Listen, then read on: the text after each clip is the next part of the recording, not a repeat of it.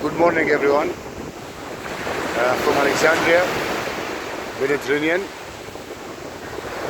the pride of the Mediterranean. Can you hear that sound? The sound of waves. Nothing better than that sound. To observe all the negative vibes from the body, the salt and the beach.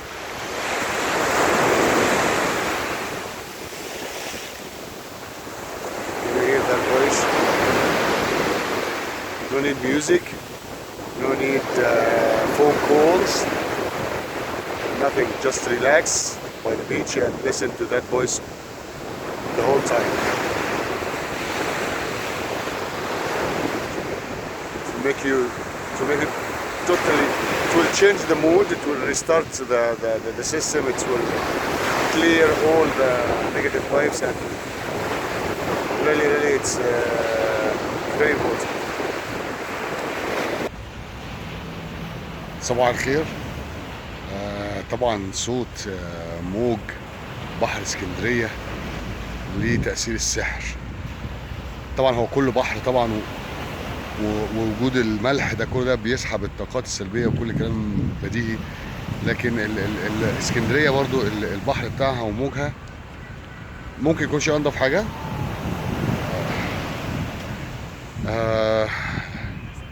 لكن الصوت بتاع الموج وتراطم الامواج والتطام الامواج بالصخور اللي معموله للحواجز والحواجز الاسمنتيه والكلام ده كله.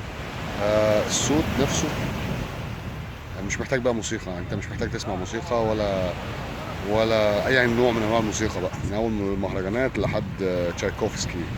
لا، انت عايز تسمع الصوت ده بس طول الوقت، يعني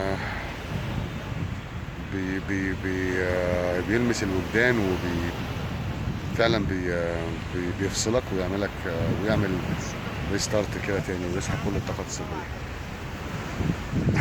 يومكم جميل وصباح الخير.